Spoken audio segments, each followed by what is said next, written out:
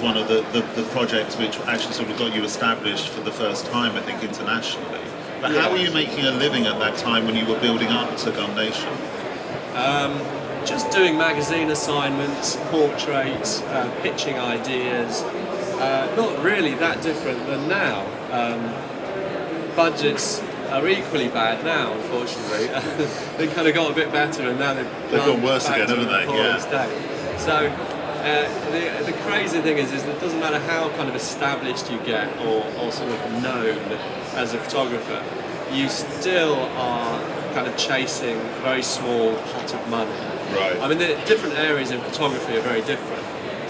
You know, the documentary world is very competitive, and people will accept quite low pay. The commercial world, you know, you can earn a lot more money. I'm not saying it's any less competitive, but I've always survived by kind of dipping into different worlds.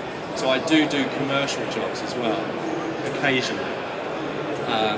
And I found that necessary to help make myself more independent.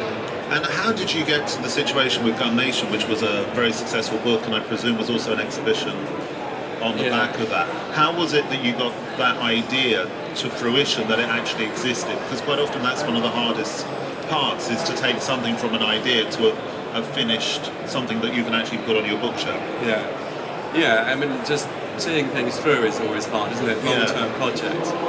Gun Nation, I think after the shooting incident in Afghanistan, and I'd been in Somalia during the famine and a war, and I'd seen that. I'd been in Angola. I'd started going to places and seeing the same picture. I felt like I was actually taking the same picture each time. Right.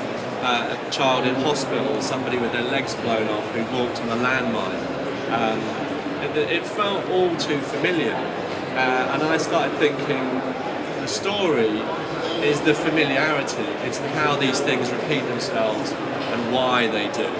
And so instead of just going off and doing more of it, I decided to focus on America, which is one of the biggest manufacturers of weapons, and they'd supplied most of the weapons I'd seen used in these conflicts. And I looked at the statistics for people being shot and killed in America, and found that there were 30,000 people a year killed by gunfire, which seemed to me like the statistics of an actual war. Right. And I thought that is going to be interesting to so look at that. There's a large amount of research and there's a large amount of journalism taking place before you're even taking the camera out. Yeah, for me, you know, I do research, I gather a lot of sort of press cuttings, I'm always looking for things that interest me. Sometimes I never do anything with them, you know, you've got a pile of papers or something and you just never do it. But if you're sort of open and constantly looking for things, they just embed themselves in your mind. And with Gun Nation, I suddenly sort of thought, right, this is a real story. I'd seen stories about guns in America, and that in itself had certain cliches. Gangs, crime, all those kind of ways of photographing that issue, and I wanted to not do that. I wanted to do it very differently, and in a way explode those kind of myths. So I went there thinking, right, I'm going to not photograph any gangs. I'm not going to photograph any crazy militiamen running through the woods in camouflage, the extremists. Yeah. I'm going to look at sort of white middle class America. And these are the people that make the guns, these are the people that advertise the guns, and these are the people that buy the guns. Yes, they get sold second-hand and they get stolen and everything else. Yeah. But I thought this is the real issue. Yeah. And in a weird way, that was what made the project interesting and what pissed America off as well, because it got published in 17 different countries. Right. But America was the last country to publish it because it was too close to home, I think. But presumably also that's the key to you thinking you've actually created a successful body of work when it actually has some kind of resonance, either socially or politically. Yeah, I did a lecture tour in America of universities, and some of them would be sort of 50 people, you know, 30 people, and then it got to 100. And the last one I did, there were 800 demonstrators who booed me and abused me for an hour and a half, like literally. Yeah. because they were NRA, they're called the National Rifle Association, which is a pro-gun lobby. Right. And they have a huge budget, they advertise, they have a lot of political power, and they have a lot of congressmen in their pockets. And it's all about keeping the gun industry alive and this massive turnover. So it's all about money, basically. Yeah. And they'd got wind of my project, the book. In fact, the Michael Moore film, Bowling for Columbine. Yeah. He said in an interview that he'd based the film on the book, Gun Nation. Gun Nation? Yeah. Wow. Which I didn't know. When it came out, people sort of rang down and said, "God, have you seen this new film?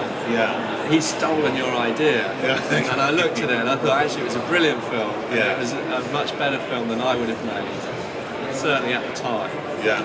So, and I was like, well, you know, he's just advanced it a step further, really. But anyway, the NRA got wind of the book and the tour, and they were pissed off about this kind of Englishman coming to America and talking about the gun issue and framing it in what they would describe as a negative light. Right. So I faced this crowd of 800 people that literally booed and jeered me tried to stop me talking. And the police were called, and they stood on either side of the stage. Wow, this is quite tame in comparison then. Oh yeah, the booing may begin any moment, but so far so good. Okay, and then interestingly enough, after the big social relevance of that set of images, because that is what we're really talking about here, is a set of photographs having that bigger social connection with people. You've now addressed the beauty industry on an international, and again it's American globalization, which seems to be at the core of the root of what you're addressing. Yeah, I mean it's not specifically American globalization, but Love Me, the latest project I've done it's about the beauty industry, it's about human vanity and our physical sort of obsession with ourselves, but about where that comes from. And again, I think that the industry fuel it and drive us to be insecure, to buy products, to have surgical treatments, and it's a multi-billion-dollar industry now. Yeah. And the book sort of suggests that it's like a new religion to some degree. But I would say, I mean, I don't know if anybody here has seen the images, but they're incredibly graphic. Some of them are.